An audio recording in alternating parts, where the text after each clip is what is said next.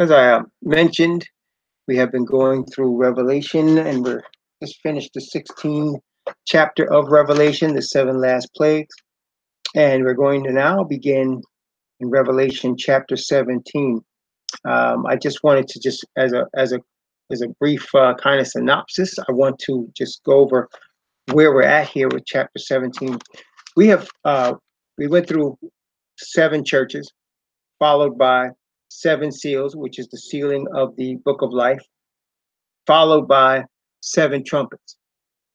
After the seven trumpets, the Most High showed our brother Yachanan the prophet the rise of the beast power, that is given its power and authority from the devil or the dragon, and from that beast power, which is the Roman Catholic Church, came forth the United States of America as the image, and the United States created an image to the beast, and the image is the evangelical Christian church. It's a combination also of Judaism, Islam, along with other religions like Hinduism and Buddhism, but it is led by the evangelical Christian church. And so we saw that was rising, and we're living in the time of that right now. As a matter of fact, if you paid attention to some of the events of this week, how many saw the events in terms of the Supreme Court nominee? Have you all noticed the Supreme Court nominee that was being they were trying to confirm him? I just want to bring some things out with regard to that. That is a sign.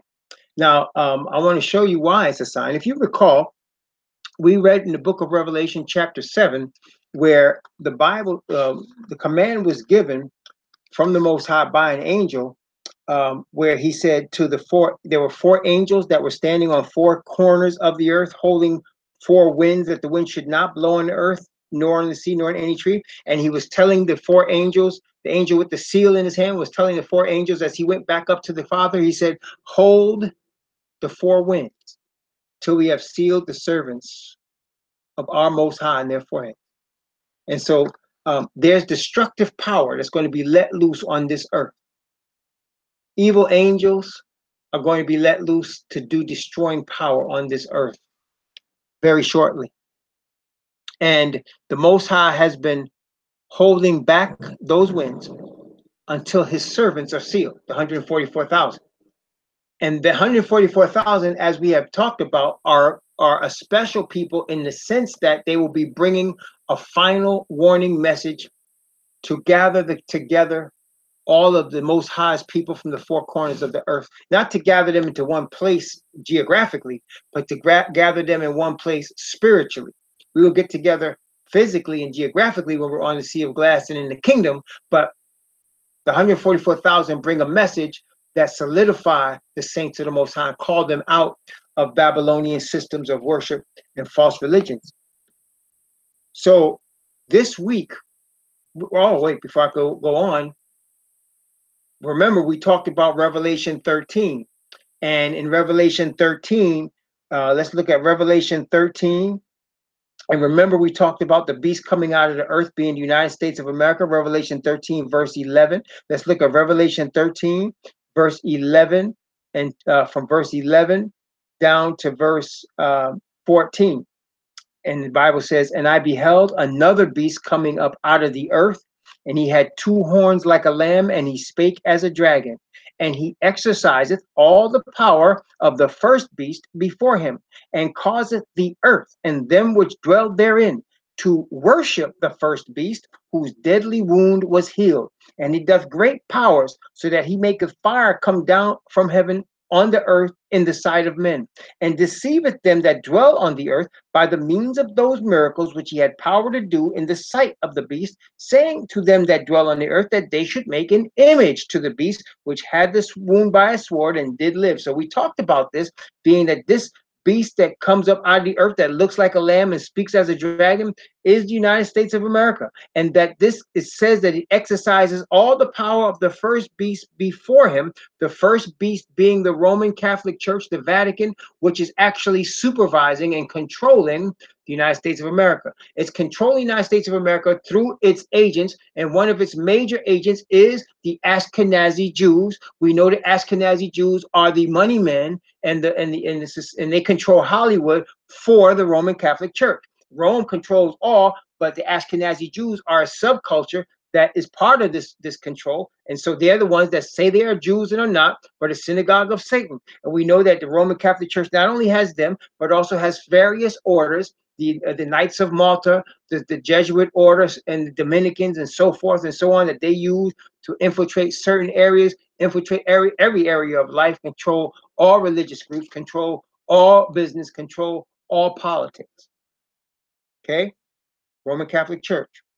This man that they're trying to confirm, Judge Kavanaugh, would be, listen here, the seventh Roman Catholic on the Supreme Court. Out of 9, he would be the 7th one.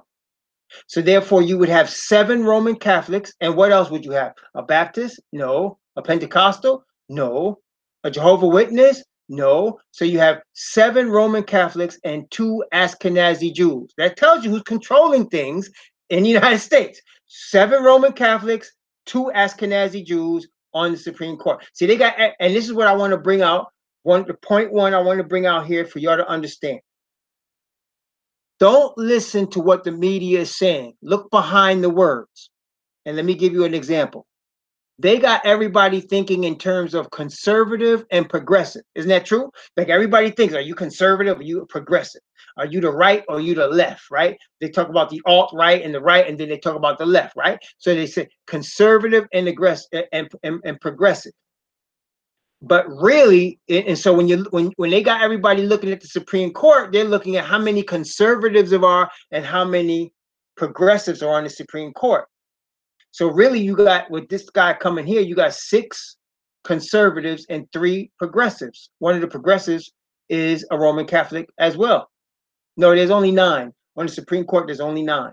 So you have, so now even the thing is that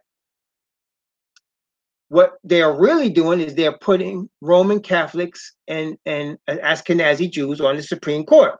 Where everybody's looking at them as conservative and progressive, what they're doing is following Rome's agenda, as you can see. But most people will not, nobody will ever mention what I just said, that there'll be 7 Roman Catholics and 2 Jews or Ashkenazis on the Supreme Court. They're always talking about conservative and liberal. Okay. So that's seeing behind what they're saying. We understand what, so when you understand Bible prophecy, you know what that means. What does it mean? Well, let me tell you something. Whether this guy gets confirmed or not, okay, whether he gets confirmed or not, let me tell you something. If he does not get confirmed, there is another Roman Catholic right behind him that they already got waiting. And I'm being literal. They literally have another guy that that if this guy fails, they're going to put him through right away. He's another Roman Catholic. Okay, so you're going to have 7 Roman Catholics. You're going to have 2 Ashkenazi Jews on the Supreme Court. Now, the first thing, listen to me carefully. The first thing they're going to do when they get the next Supreme Court justice, the first thing they're going to do is they're going to overturn abortion. First thing they're going to do. Within the next year, you're going to see a case come up.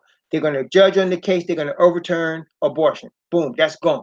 A lot of people, including myself, will be happy about that because we're tired of people killing babies. But what is the power behind the movement to overturn? Who is the power behind the movement to overturn abortion? I mean, who is the most vocal group in the United States of America against abortion in the United States? Rome is behind it, but they're not the most vocal. Who's the most vocal group in the United States that's behind this movement to overturn Roe v. Wade and make abortion illegal? It is the Christians. It is the evangelical Christians. So they're the ones that's influencing. And matter of fact, President Trump has already received a list of nominees to pick. He picked this particular guy because of the list that he received, which I believe is probably all Roman Catholic. But Of the list that he received, he picked this guy because this guy believes that a president can't be indicted. He is strongly against indicting a president. And so it's obvious why Donald Trump would favor him based on the current situation with Donald Trump. But all of the list that he received from a private think tank. Think tanks are groups of people that are very well funded that basically tell the politicians what they're going to do. It's Rome's way of controlling government. Okay, they do it through think tanks. And the think tanks are also controlled and operated by corporations. So here you have a situation where a think tank gave the president a list of Supreme Court judges. That's why I'm saying if this guy doesn't get confirmed, they already got somebody right behind him that's going to go through quick. Okay, matter of fact, the head of the senior Republican in the Senate, the senior Republican, what do you call that? The Speaker of the Senate.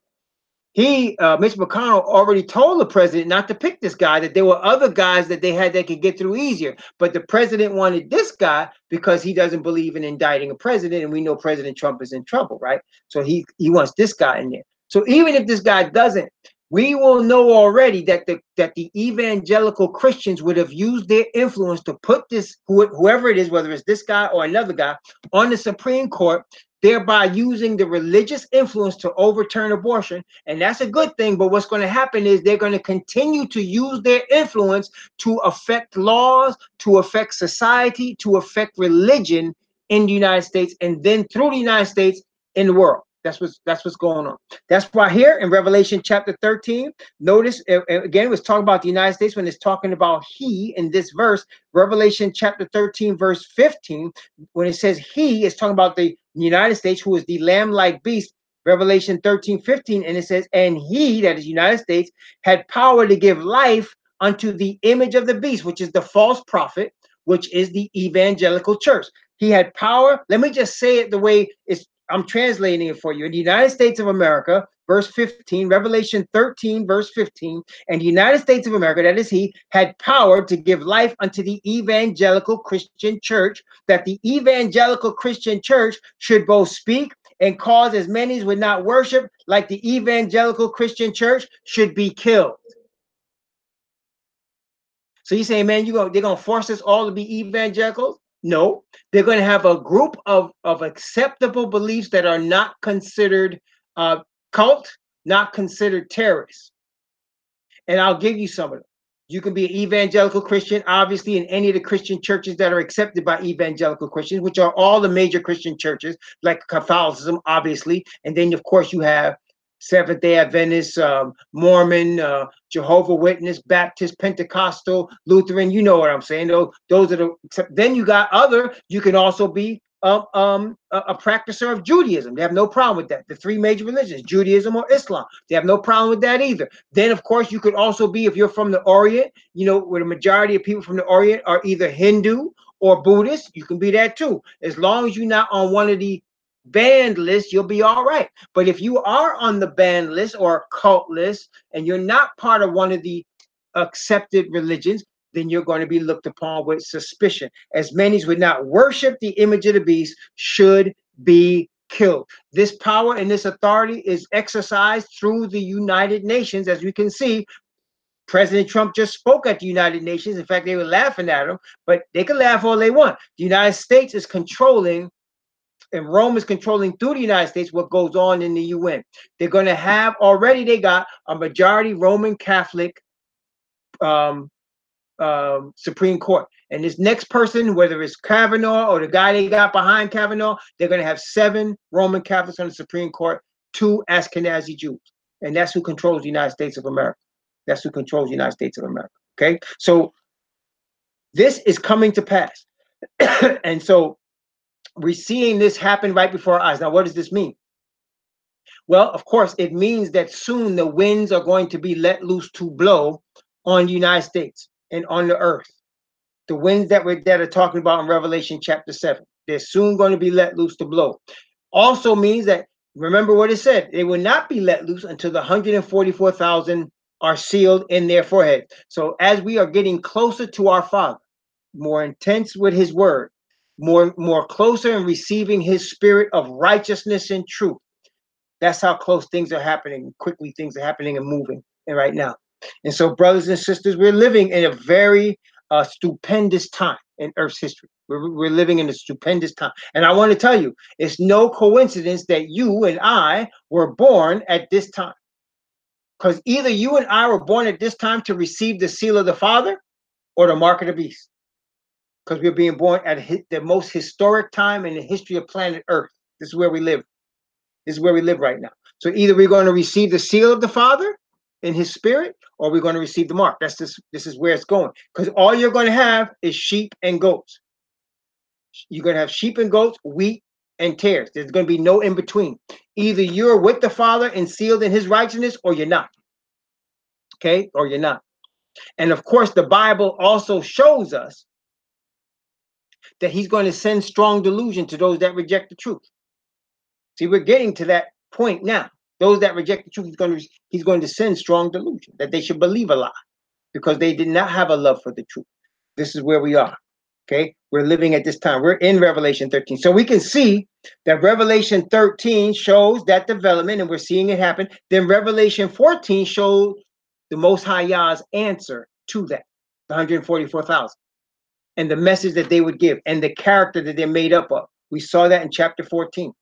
Then we saw the destruction of the wicked and the two harvests, which represent the Feast of the Tabernacles and the first resurrection and the initial destruction of those that are against the kingdom.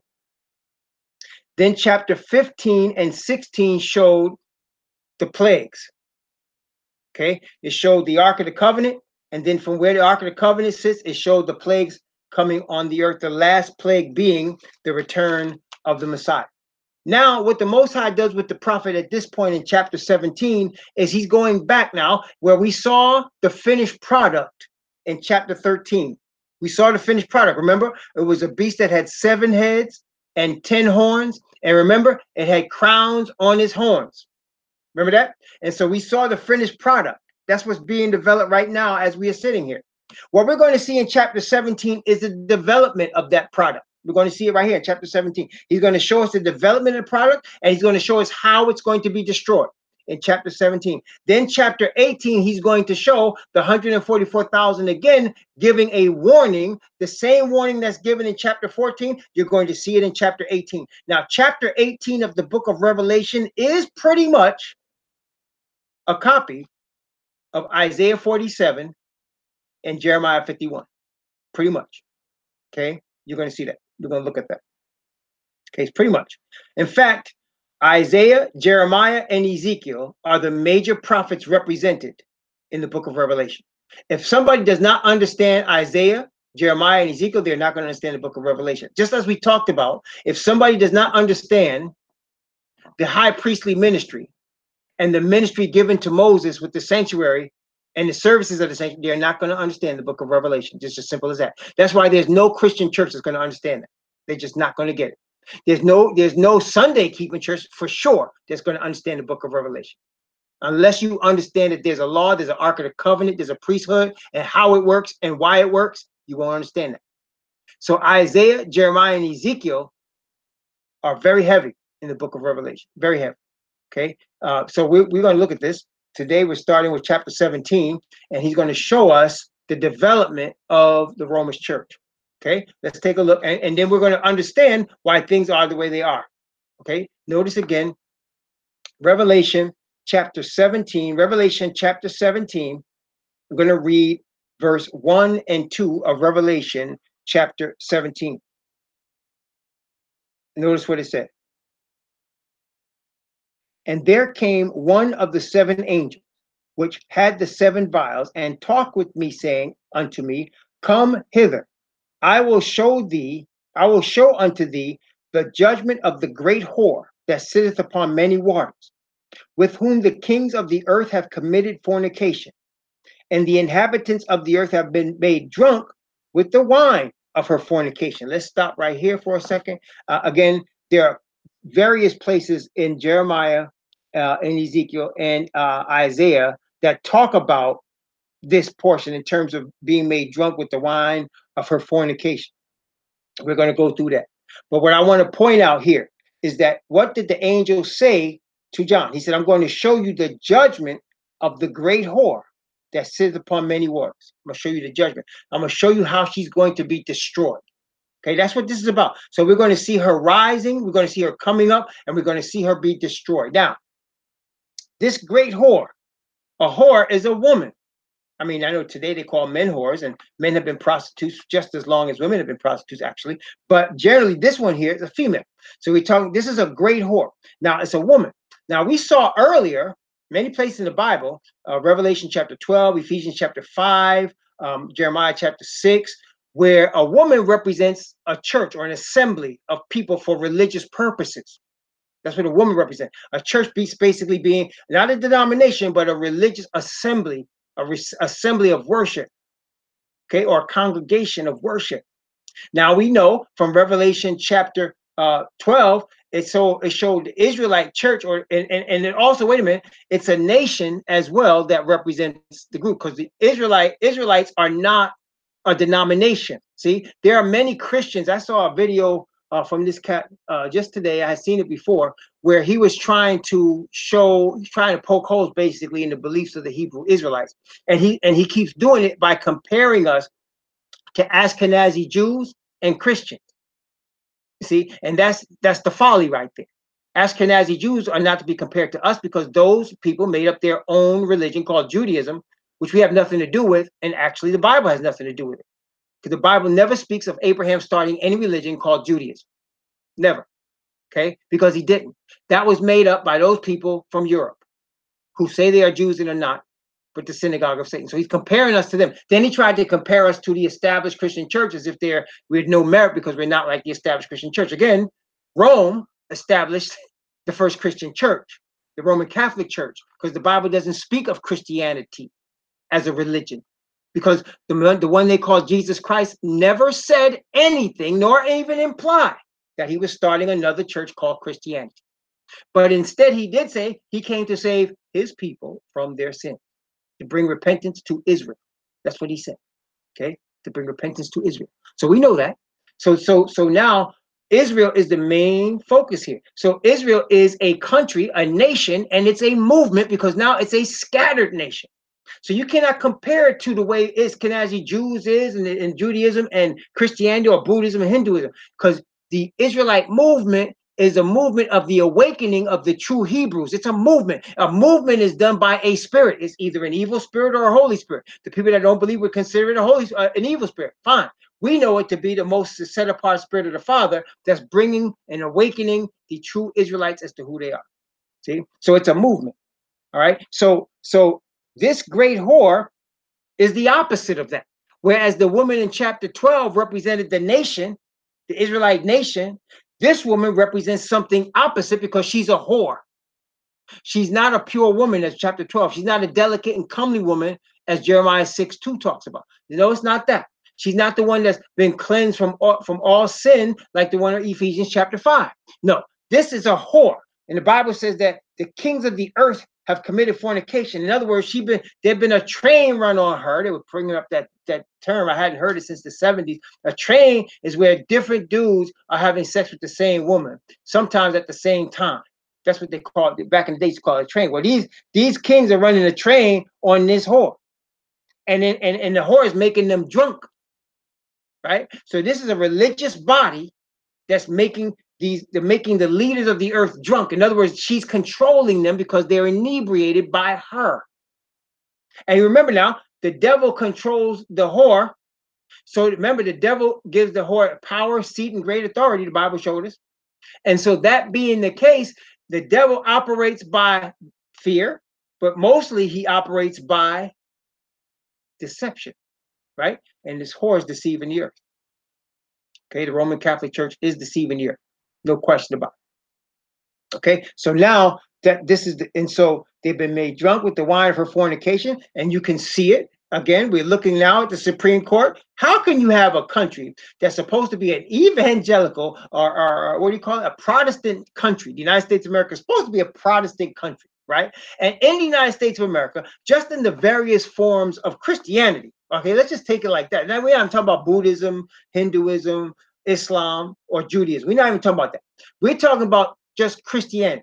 In the United States of America, you have Roman Catholics, you have Baptists, Pentecostals, Church of God, Seventh Day Church of God, SDA, Lutheran, Episcopal, community. You have hundreds of denominations, right? So that the majority of people that's going to a Christian church in the United States is going to one of these denominations. And out of all of those hundreds and possibly hundreds of millions of people, on the most powerful court in the United States, the Supreme Court is the most powerful court in the United States. You have 9 justices of the Supreme Court, and 7 of them are the same religion, the Roman Catholic Church, and 2 of them are Ashkenazi Jews. I mean, what is the likelihood of that? What is just talking in terms of statistics, what is the likelihood of that? It is not accidental, okay? It is not accidental.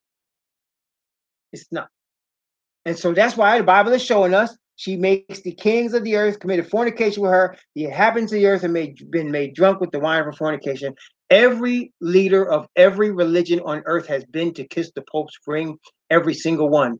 The leader, the dude that was out there from Tibet, I forgot his name, he kissed the Pope's ring. The leaders of Islam kissed the Pope's ring. The United States presidents, every new one kisses the Pope's ring. The UK's prime minister kisses the Pope's ring. All of them. The Russians, all of them bow to Rome. Even Castro down there in Cuba, he kissed the Pope's ring. Even the dude Chavez that was leader that died of cancer in Venezuela, he kissed the Pope's ring. All of them. Okay, so all the kings of the earth, the business leaders, the political leaders, the elites, they all kiss the Pope's ring. He has all the kings of the earth in his pocket. He controls them all. Okay, everything. Again, I like to bring this up. If you've been around, even like if you're 20 years old, or if you're even 30 years old, you've been around long enough to see one pope leave and another pope come in. The one before this one was this dude Ratzinger. I forgot Benedict. Before that, I forgot who it was, maybe John Paul or whatever. So every time they pick a new pope, all major networks are focused on that. They will stop other programming, interrupt every programming to see who the next pope's going to be. They will have all the cameras, ABC, NBC, CBS, MSNBC, CNN. They will all be there looking to see. Why? Why? Because this man this system controls the earth. Okay, and he does it undercover. We're going to look at that now. Revelation chapter 17, verse 3. Revelation chapter 17, verse 3. So he carried me away in the spirit into the wilderness, and I saw a woman sit upon a scarlet-colored beast, full of names of blasphemy, having 7 heads and 10 horns. Let's stop right here. So first, the Spirit carried him away into the wilderness. If you were to look up the word wilderness in the Greek, what you would find is a desolate area. A desolate area. Why did he carry him? Why did he see the woman in a desolate area? The woman is sitting on a scarlet-colored beast. And we remember a beast is a kingdom. It's a political entity. It's a kingdom or a nation or a country. And he's sitting on this beast in the wilderness, in a desolate area. Why? Because let me explain to you.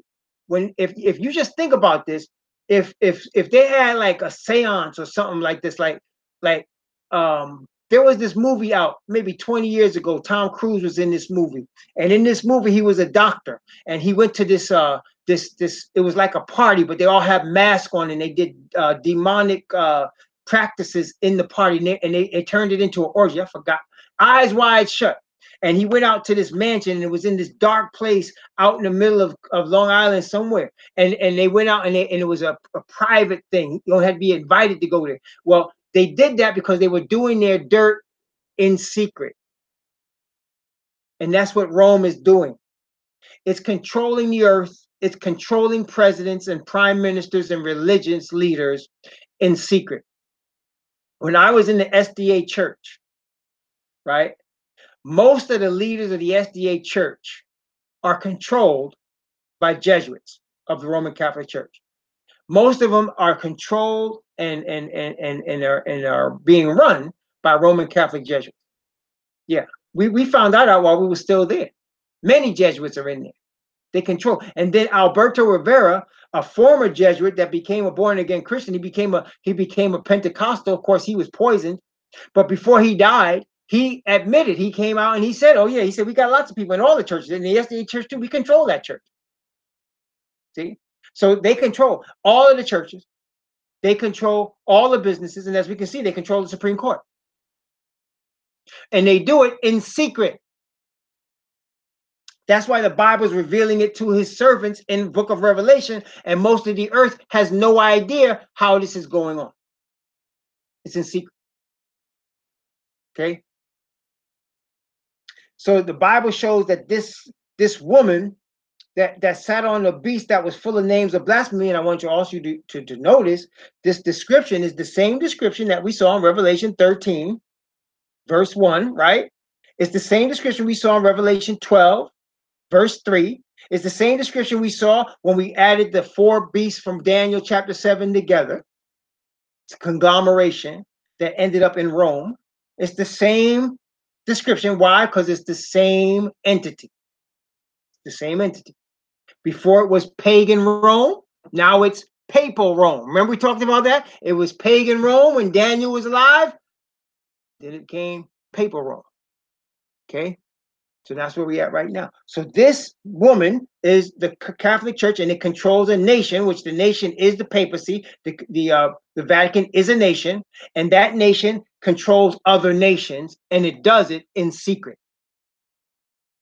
So that other nations, the peoples, like the peoples of the United States, have no idea that Rome is controlling her president, her Supreme Court. They have no idea. Okay? And if you notice, I want you to, many people don't notice these things, but they're right in front of us, right?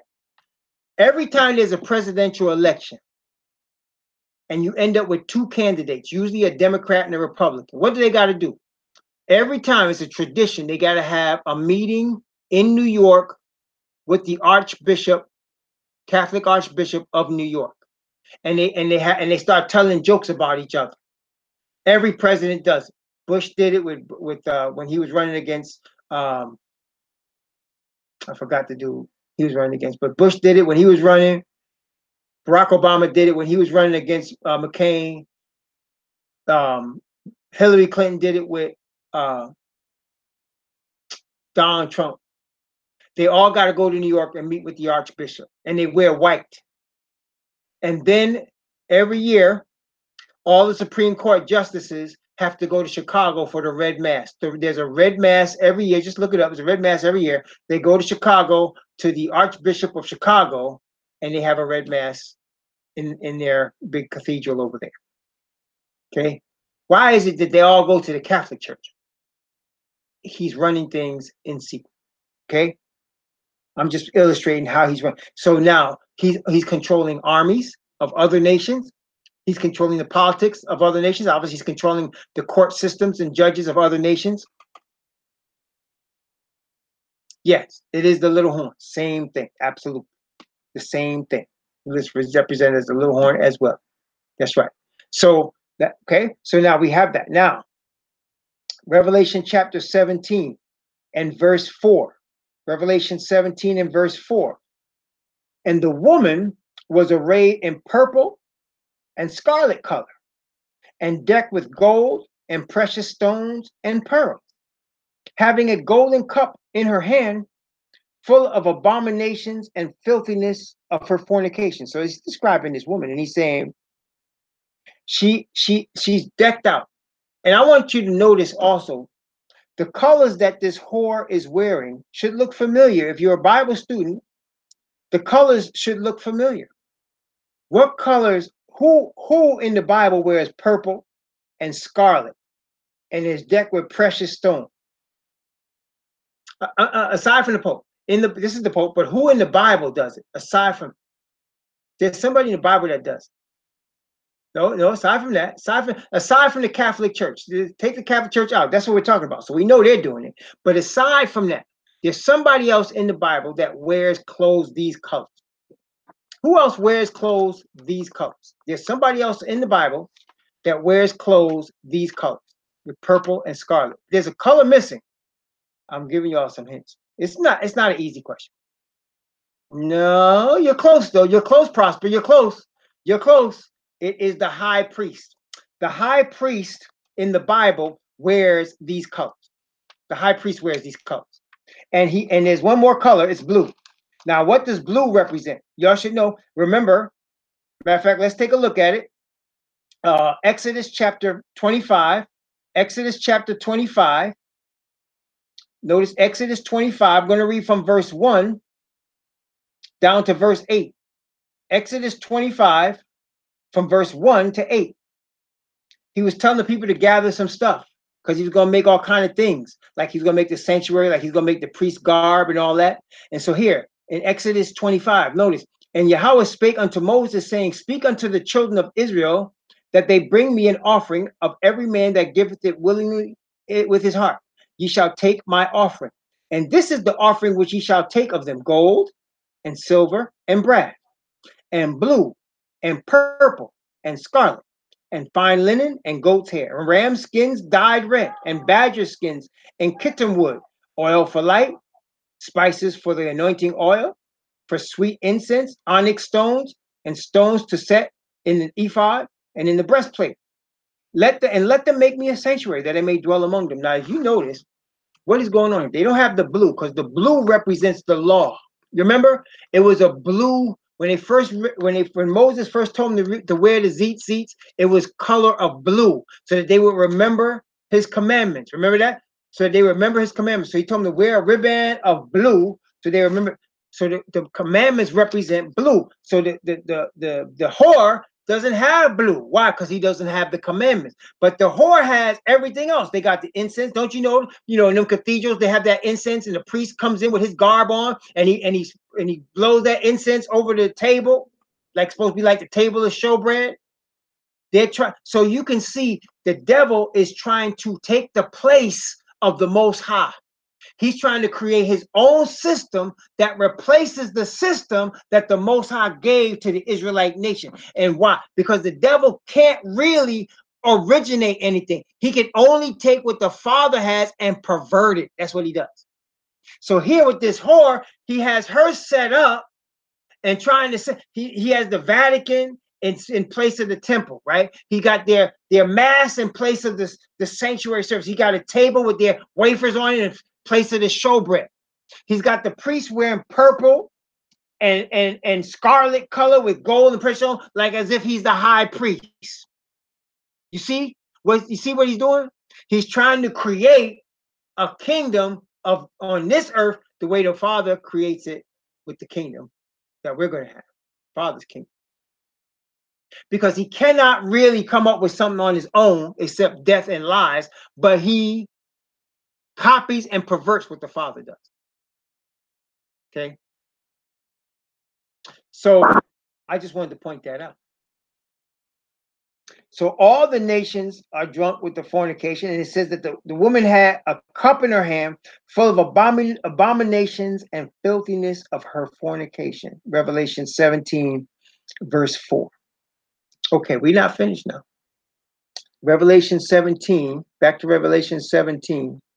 Revelation 17 and verse 5. Revelation 17 and verse 5. Notice what it says. Revelation 17 and verse 5. And upon her forehead was a name written: Mystery, Babylon the Great, the mother of harlots and abominations of the earth. Written in big letters. Mystery. Well, that speaks for itself. Remember, she's in the wilderness, right? So she's operating in mystery. She's operating in secret. Like she's doing things, controlling the earth through her various orders, like Jesuits and Dominicans and crucifixion, or I mean, there's one called crucifixions or something like that. And they got all of their various controlling parties controlling the earth, mystery, right? In fact, let me show you the scripture. Daniel chapter 8. Daniel chapter 8. Daniel chapter 8. We read this, but now it's going to have more meaning. Daniel chapter, the Rosicrucians. Thank you, Kimmy. That's it. Rosicrucian, right? He got all these various orders that he's controlling the earth through. And all of the powerful people on the earth are members of these various orders, right? And then, of course, you got B'nai B'rith, which is Judaism. B'nai B'rith, that's the powerful secret society in Judaism. So now in Daniel chapter 8, I want to show you what Daniel is being told by Gabriel concerning the little horn. Daniel chapter 8, going to look from verse 23 down to verse 25. Daniel chapter 8, from 23 to 25. Notice what it says. Daniel 8, 23 to 25. And in the latter time of their kingdom, when the transgressors are come to the full, this is where we live, a king of fierce countenance and understanding dark sentences shall stand up, and his power shall be mighty, but not by his own power. And he shall destroy wonderfully, and shall prosper and practice, and shall destroy the mighty and the holy people. We're going to talk about that. And through his policy, he shall cause craft to prosper in his hand, and he shall magnify himself in his heart, and by peace shall destroy many. And he shall also stand up against the prince of princes, but he shall be broken without hand. Now let's go over it. Latter time, that's where we are. King of fierce countenance, understanding dark sentences, mystery, right? But his power shall be mighty, but not by his own power. Well, who gives him power? The dragon gave him his power and his seat and great authority. And he shall destroy wonderfully, and shall prosper in practice, and shall destroy the mighty and the holy people. Who put us in slavery? Who put us in slavery? Who controlled the slave trade? Who causes us to be killed in the streets now? Why is it that we are in jail more than everybody else, diseased more than everybody else, aside from the curse of Deuteronomy 28? Well, this man's behind it. Him and the Ashkenazis are behind all of that. They control all of that. And through his policy, that is his secret orders, he shall cause craft to prosper in his hand, and magnify himself, and by peace destroy many. You don't see the Pope with his hand hurting anybody.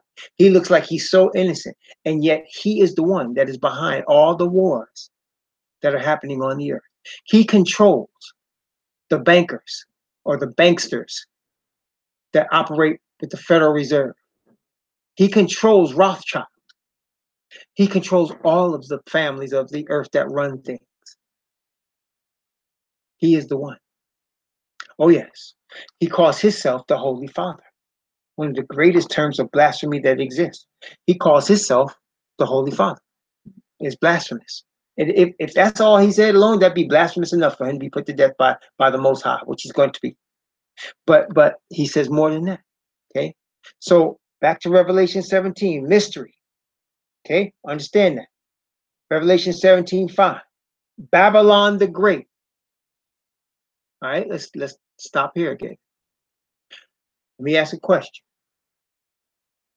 Where is the first place in the Bible that Babylon is mentioned, and who founded the original Babylon?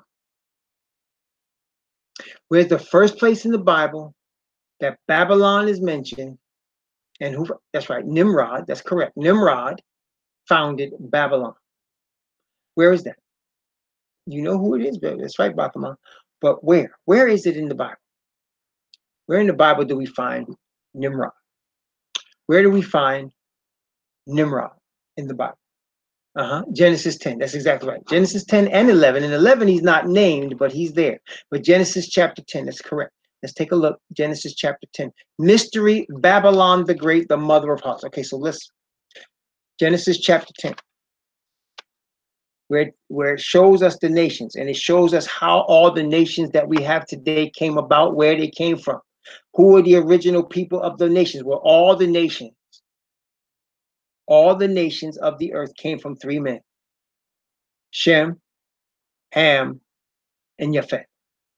Okay, all. Okay, notice again, Genesis chapter 10. Genesis 10, verse 1. Genesis 10, verse 1.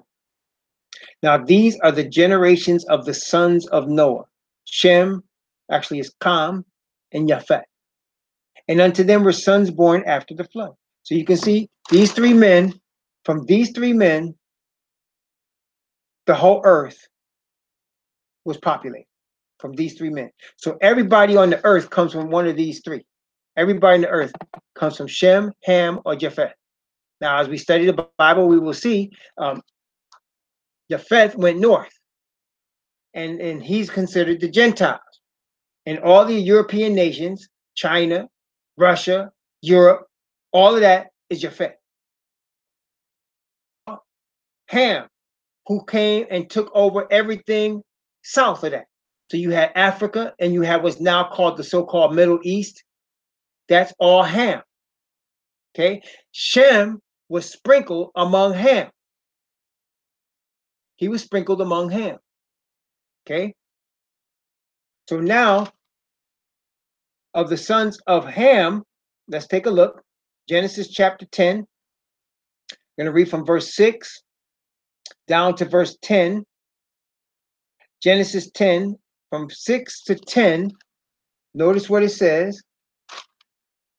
And the sons of Ham, Cush, and Mizraim, and Phut, and Canaan. And the sons of Cush, Seba, and Havilah, and Sabta, and Ra'amah, and Sabtakah. And the sons of Ra'amah, Sheba, and Dedan. And Cush begot Nimrod. He began to be a mighty one in the earth. He was a mighty hunter before Yahweh. Wherefore it is said, even Nimrod as the mighty hunter before Yahweh. And the beginning of his kingdom was Babel, and Erech, and Akkad, and Calneh in the land of Shinar. So he was the one that was leading, and he was building nations and giant cities. And so when you go to chapter 11 of Genesis, and you start to talk about the Tower of Babel, that's where Nimrod's kingdom was. So he was the leader of the earth. He started Babylon, and he was the first best known rebellious one after the flood. And he was trying to be rebellious against the Most High and build the tower. And we know what happened. Most High confused their language, and that's why it was called Babel. Okay. After that, you had various Babylonian empires. We know about Nebuchadnezzar, who was used by the Most High to spank Israel because of Israel's sin. But in Revelation chapter 17, we're talking about the same spirit of rebellion and world domination that Nimrod had. The same one that caused Nebuchadnezzar to say in Daniel chapter 4, it caused him to say, is not this great Babylon that I have built for my kingdom and for the honor of my majesty? That's the same spirit that's now controlling the earth through Rome. So the first was mystery, doing it in secret, in the dark. The second is Babylon the Great, so that the whole earth is being run under this system. This system is in rebellion against the creator, just like Nimrod. That's why it's called modern Babylon. It's called Babylon in Revelation. Okay? It's in rebellion against the creator. It's in rebellion against him. And that's why you saw the dress that the woman was wearing, the type of outfit she was wearing, the colors. You saw it was missing the blue. It takes the Most High's covenant and destroys it and perverts it and make their own covenant. Okay? And that's what the religions of the earth do. They make their own covenant. They don't come through Israel. They make their own Israel. Okay? They create their own religions. Mystery, Babylon the Great. They are in rebellion against the creator, and they're trying to act like they're friends with the creator. When in actuality, they're worshiping a different God. The dragon gives them the power, seed, and great authority. And that's why we say all the time, all of these different religions, they're worshiping, they worship different gods, but they're all really worshiping the dragon. The only true God is the God of Abraham, Isaac, and Jacob. Huh? That's what the Messiah said. that they might know thee, he prayed to his Father, the only true God, and Yahushua Messiah, whom thou hast sent. Okay? There's only one true Most High, and he is the God of Abraham, Isaac, and Jacob. He's the God of Moses. He is not the God of the Pentecostals or the SDAs or the Mormons or the Jehovah's Witnesses or the Muslims or the Hindus or the Buddhists or the he's not any of them. They're all different. He has one. He is one. One Lord, one faith, one baptism. One God and Father of all. That's what the Bible says. Okay? One God and Father of the nation, of the scattered people. And that's why he says the servants of the Israelite nation, the rest of the nations need to come to them.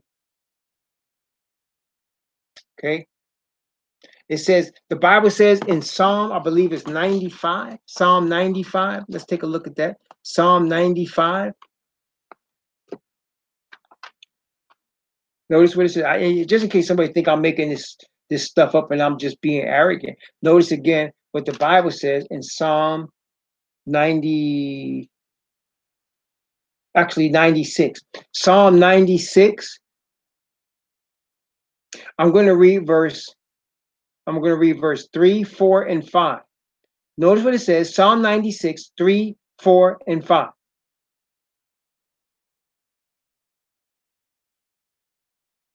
Notice what it says. Declare his glory among the heathen, his wonders among all people. For Yahweh is great and greatly to be praised. He is to be feared above all gods. For all the gods of the nations are idols, but Yahweh made the heavens. Did it say some of the gods of the nations are idols? Did it say that? Did it say some of them? It says no. All the gods of the nations are idols. Notice again, verse 6. Honor and majesty are before him. Strength and beauty are in his sanctuary. His sanctuary. In the most holy place. The sanctuary. Huh? So, okay. So you have this. Wait a minute. Hold on, Mother.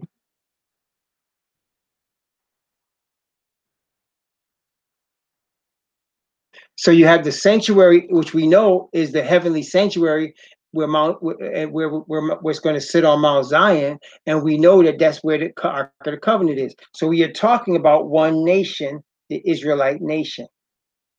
You're not talking about a whole bunch of nations. And he said, all the gods of the nations, that is the Gentiles, are but idols. Yahweh made the heavens. Okay, number one. And that's why they have to be grafted in among us, the nation.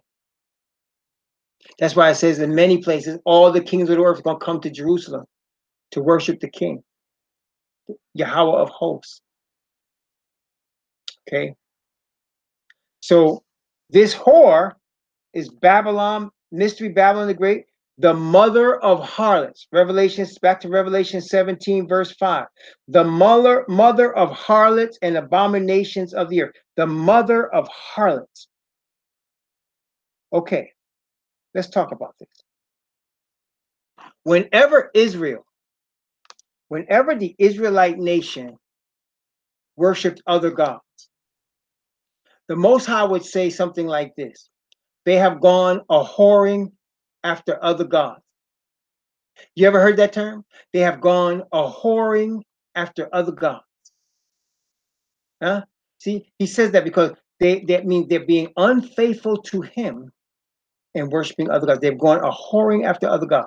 So that means that anything that's not the God of Abraham, Isaac, and Jacob is a false god. Okay? Anything that's not the God of Abraham, Isaac, and Jacob is a false god. Okay? A false god. So that the Bible is showing us that all of these religions come from the great whore. Okay? All of these religions come from the great whore. Okay? All of them.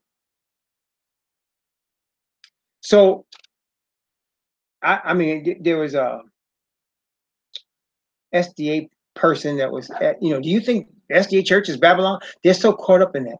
And I keep saying to them, SDA Church is not that big to be, the great whore, but she's one of the whore's little harlots.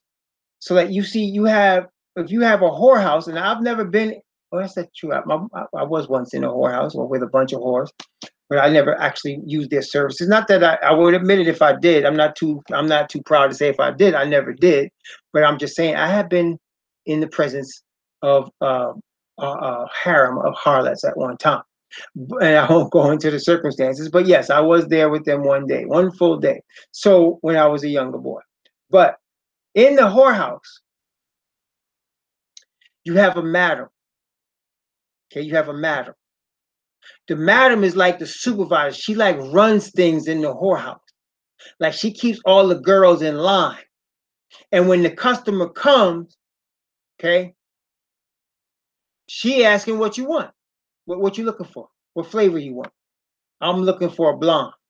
I'm looking for a dark-skinned woman. I want chocolate. I want a redhead. I want Spanish.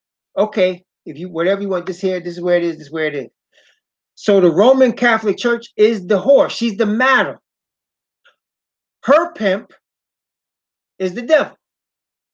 Okay? And all the girls in the rooms, the different flavors, are all these other religions. Okay? So you have the whore, the great whore, who's the madam, and she, which one you want? What, you want to speak in the tongue? We'll send you to the Pentecostal one in room B. No, you want the Presbyterian Church, room C. Or you want to keep the Sabbath, SDA Church, room D. Or you want to you believe in white Jesus and Mormon and all that? Okay, we got a Mormon church over here. You can have that flavor. So they're all represented. So they're the daughters. Now, in the Bible also, whenever you have a false god, and this is what people get confused when the Bible talks about the abomination that maketh desolate. You ever heard that term? The abomination that maketh desolate. Messiah talked about that in the book of Matthew. The abomination that maketh desolate, spoken of by Daniel the prophet. What does that mean?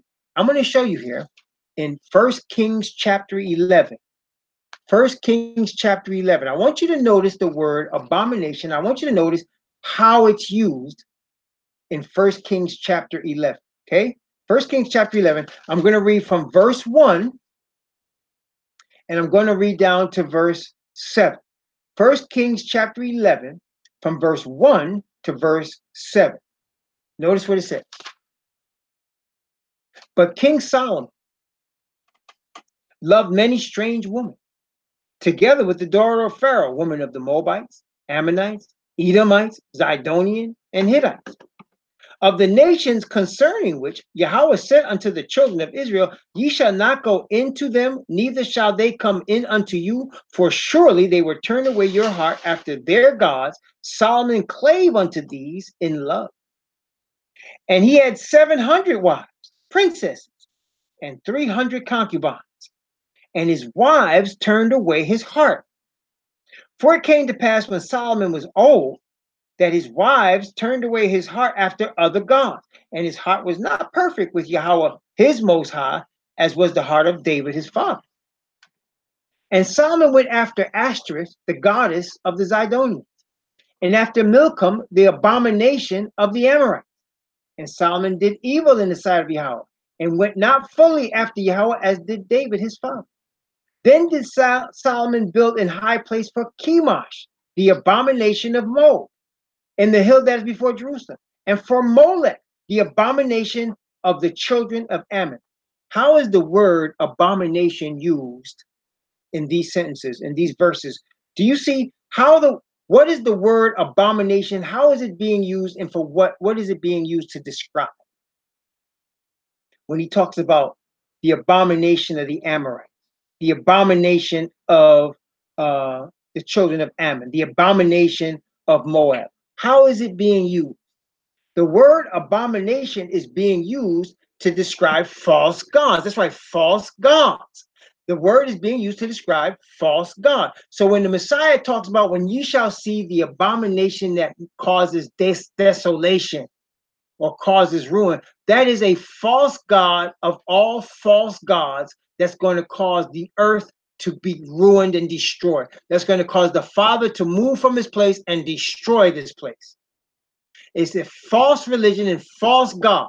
Well, that's why it talks about Babylon, Mystery Babylon the Great, the mother of harlots and what? Abominations in the earth. The mother of all false gods. The head of all false gods. That's why we can confidently say it could be Buddhist, Hindu, Judaism, Islam. They're all controlled by the same power. They're all under the same entity. Doesn't matter, because she's the mother of harlots and abominations of the earth. All false gods, all false religions of any consequence are being controlled and operated and influenced by the Rome, the little horn. That's right. All pagan work, exactly. All pagan worship. And that's why the only religious belief that he cannot control is the movement of the Israelite nation. Now he's trying. He's got agents out here. There's no question about it. But it's a movement of the Spirit. So you cannot stop a movement of the Spirit, because it's a movement of the Father's Spirit of truth and righteousness. So you cannot stop that, because it is the Father's Spirit. Just like Messiah told, he told the priest, he told Nicodemus, he said, the wind blows where it listed. You don't know where it comes and when it goes. That's everybody that's born in the Spirit. So the Spirit that the Father's bringing to create this awakening that he has prophesied about from his prophets in the word, it cannot be stopped. Oh, you're going to have agents posing as Israelites on street corners and doing crazy things and taking people's money and abusing and killing people and abusing women and such. You're going to have that, but it's not going to stop the overall movement, because the movement is of the Spirit. Just like they couldn't stop the apostles when they received the Spirit. They couldn't stop the movement of the apostles in the early church, because it was of the Father's Spirit. And it's the same thing now. The awakening is of the Father's Spirit. It's not a building. It's not a denomination. It's not an organization. It's not a system. It's a nation, a scattered people from Abraham, Isaac, and Jacob that the Father has caused to survive through many centuries and millennium. Survived many attempts to exterminate them, to kill them. He has caused us to survive. He has brought us forth down through the centuries, and now he is awakening us, and the awakening is going to continue. And that cannot be infiltrated or controlled by the whore. Cannot be. Okay? Cannot be. That's what's going on. So when it says mystery, that means a secret. Babylon the Great, the rebellion against the Most High from ancient times to now.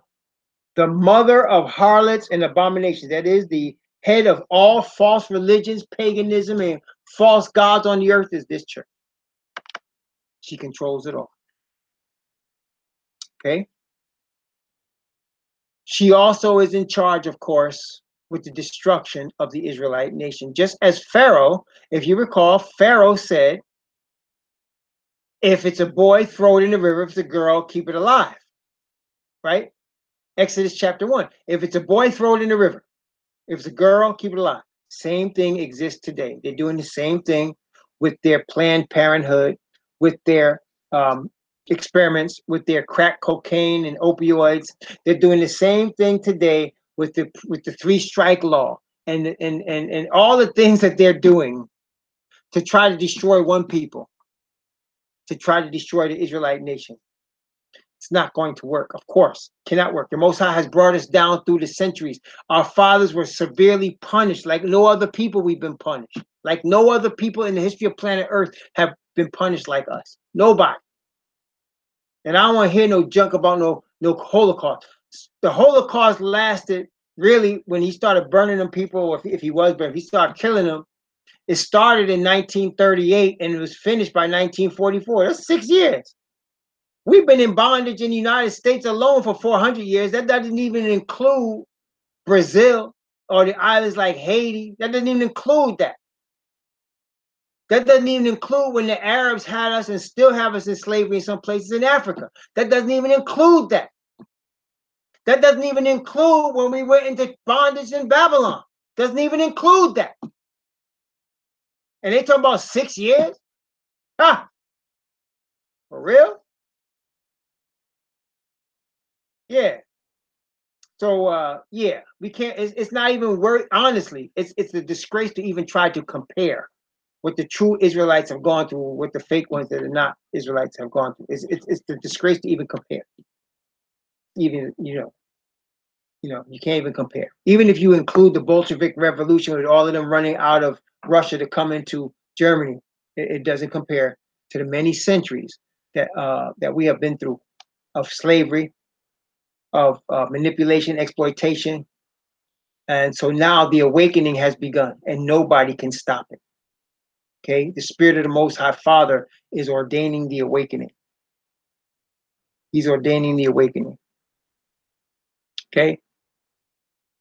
Brings us to verse 6. I'm going to stop at verse 6 tonight of Revelation chapter 17, and we will continue this study tomorrow. But notice it says in Revelation chapter 17 and verse 6, and I saw the woman drunken with the blood of the saints and with the blood of the martyrs of Yahushua.